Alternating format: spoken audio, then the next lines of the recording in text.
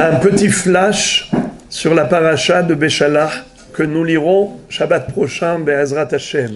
C'est dans cette paracha que figure la Shira, le chant éternel, qui commence par les mots Az Yashir Moshe Uvne Israël et Ashira Hazot. En effet, tous les jours, nous récitons ce cantique qui a été entonné par nos ancêtres après la traversée de la mer Rouge, lorsqu'ils ont constaté que tous leurs prédateurs, oppresseurs, asservisseurs étaient tous noyés. Et c'est comme ça que Akadosh Baruch Hu a démontré un amour indéfectible envers ses enfants, Am Israël. Alors, ce sur quoi on va s'arrêter maintenant, c'est sur la calligraphie de cette Shira. Tel que vous le savez, quand on ouvre le Sefer Torah, on a devant nous des colonnes d'écriture. C'est comme ça que le Sefer Torah est écrit, en colonnes. Mais lorsqu'on arrive au texte de la Shira, eh bien c'est différent. Il y a une ligne écrite, et en dessous il y a des interlignes, d'espaces blancs, qui correspondent au double volume de la ligne écrite. En d'autres termes, les interlignes ont un espace qui est le double de l'espace écrit. En hébreu, plutôt dans la formule halachique, telle que cela figure dans Masechet Megillah, ça s'appelle Ariyah al-Gabe Levena. Ariyah al-Gabe Levena. Levena, vous le savez, c'est une brique. À l'époque, les briques avaient des mesures très précises. Elles faisaient 3 tfahim par 3 tfahim. 30 cm par 30 cm. Grosso modo, un tefah, c'est un point. Un point, c'est à peu près 10 cm. Donc 3 tfahim, c'est 30 cm. Si on prend une brique qui est de forme carrée, et on la coupe en deux, eh bien on obtient un ariyah. Ariyah, c'est Hatsin Levena. Donc quelle est la mesure du ariyah? Eh bien c'est 3 tfahim de long sur 1 tefah et demi de large. Alors comment la Shira est écrite? Ariyah al-Gabe Levena. Comme si l'espace blanc, on le comparait à une Levena, qui fait le double de l'espace écrit, qui est Ariyah, une demi-Levena. Pourquoi cette exigence? Pourquoi la Shira est retranscrite de cette manière? Il y a un très beau pirouche à ce propos, par le biais de l'histoire que la Gemara raconte. Il y avait une fois, dans la synagogue de Rabbi Hanina, un homme qui est monté Hazan. Ce Shaliach Tzibour, quand il a fait la Hazara de la Hamida, il a étonné tout le monde. Pourquoi? Il a rajouté des hommages et des louanges à Dieu dans la Hamida.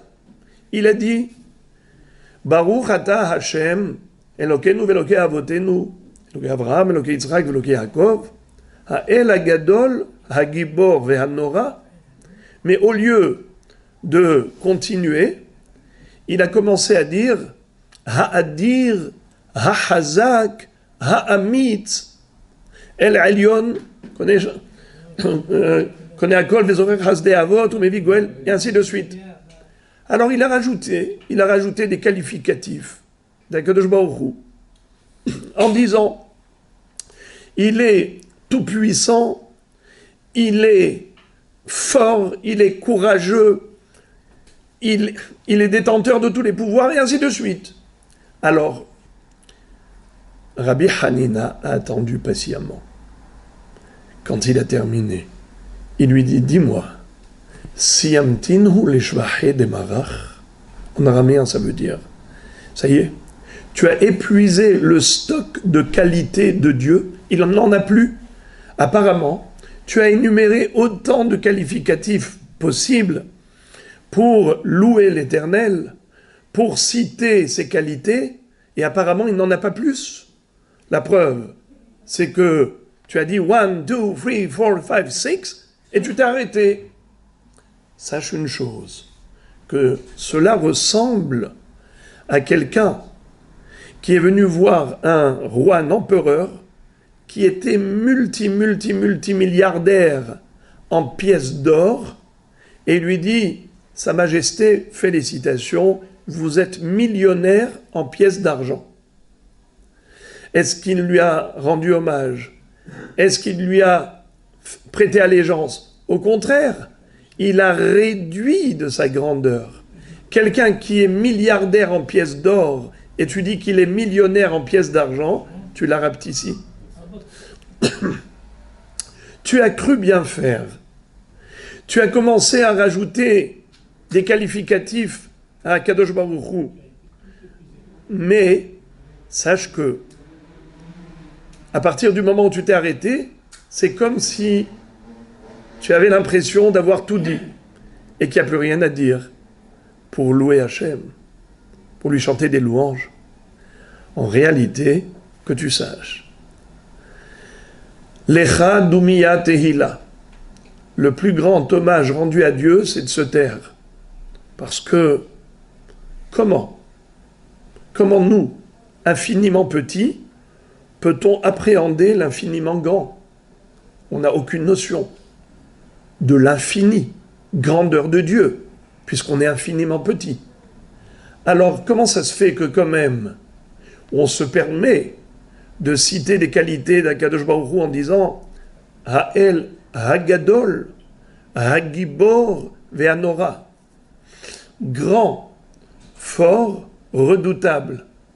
Tu sais pourquoi on se permet de le faire? C'est parce que Akadosh Baruch Hu lui-même a demandé à Moshe Rabbeinu de l'écrire dans la Torah.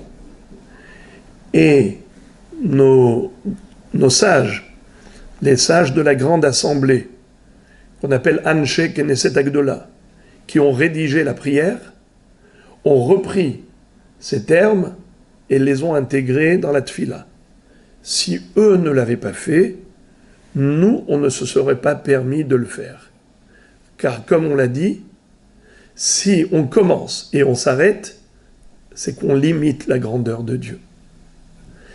Alors maintenant, lorsque Am Israël ont chanté à Dieu une louange pour le remercier de tous ses bienfaits lors de la sortie d'Égypte, après la traversée de la mer Rouge et la noyade de leurs prédateurs, quand ils ont chanté, ils ont eu peur que ce chant soit en fait une restriction de la grandeur de Dieu, comme on vient de le dire. Alors ils ont dit, on chante par rapport à ce que l'on sait, nous, êtres humains, mais on sait qu'on ne sait pas tout. C'est pour cela que la Shira, elle est écrite d'une telle manière à ce que l'espace blanc qui est en dessous de chaque ligne est le double du volume de la ligne écrite. Comme pour dire, ce qui est écrit, c'est ce que l'on sait. Ce qui n'est pas écrit, c'est ce qu'on ne sait pas. Mais on sait que ce qu'on ne sait pas, c'est le double de ce que l'on sait. On sait ce qu'on sait, mais on ne sait pas ce qu'on ne sait pas. Et de ce fait, on dit à Kadosh Baruch Hu, ta volonté est qu'on te rende hommage, on te chante par rapport à tout ce que nous avons vu. Az yashir Moshe uvnei Israël et ashira hazot. On a vu des miracles extraordinaires. Et par rapport à ce que nous avons vécu, on te dit merci. Et on chante tes louanges. Mais toi, Kadosh Baruch Hu, tu sais, oh combien de miracles tu as réalisés en notre faveur. Beaucoup plus que ce que nous sommes conscients. Les osé niflaot gedolot levado ki le olam hasdo. Akadosh Baruch Hu réalise de grands prodiges à lui tout seul, car sa bonté est éternelle. Que veut dire les Osé Niflaot Gedolot Levado? Qu'est-ce que ça veut dire Levado? Le Midrash va dire à lui seul, car seul Hachem sait combien de prodiges et de miracles il réalise en faveur d'Israël pour les protéger, les préserver de tout danger, à tel point que En Baal Hannes Makir Benisso, même le bénéficiaire du miracle n'est pas conscient de tous les miracles dont il bénéficie. Le Midrash donne un exemple d'un homme qui dormait paisiblement dans son lit. Et voilà que dans le mur qui était attenant, il y avait un trou. Et là-bas se cachait un serpent.